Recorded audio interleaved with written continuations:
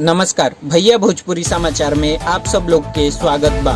मुंबई में टीबी देखे गए 6 साल के मासूम बच्ची के साथ भइल बलात्कार। मुंबई के जोगेश्वरी इलाका के बहराम बाग में एगो 6 साल के मासूम बच्ची के साथ 23 साल के मेडिकल के पढ़ाई करे वाला लड़का नाम सुनील सुखाराम गुप्ता, जवन की पीड़ित लड़की के मकान मालिक के लड़का बा, ई बलात्कार जैसन घिनौना अपराध कैलस। ई घटना 29 अप्रैल गुरुवार की शाम के है। ई घटना से पूरा इलाका के लोग गुस्सा हो गईल बा। दरअसल पीड़ित लड़की के परिवार आरोपी के घर में किराया देके रहेला। गुरुवार के दिन रोज की तरह पीड़ित लड़की आरोपी के घर टीवी देखे गईल रहे। वही समय घर के दरवाजा बंद करके मासूम बच्ची के साथ बलात्कार जैसन घिनौना वारदात के अंजाम दिहलस।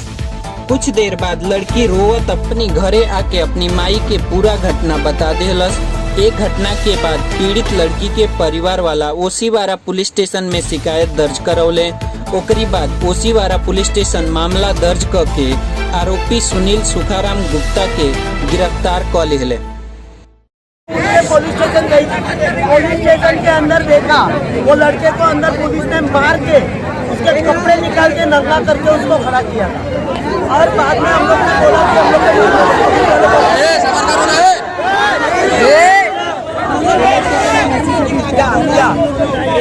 और मैं आपके साथ नहीं, वो बच्ची को मैं रात को जाके बच्ची की माँ को बच्ची को देख के आई। बच्ची बहुत अच्छी है, उसको उस टाइम पे फीलिंग भी नहीं हो रहा था।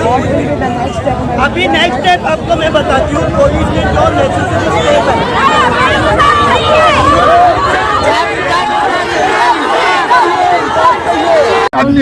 जो उसको सपोर्ट करता होगा, अगर ऐसे कल्प्रिट को ऐसे आरोपी को सपोर्ट करता होगा तो की बात, जिसने किसी ने गलत किया है ना, बिल्कुल, तो उसको यहाँ पे पनाह नहीं मिलेगा।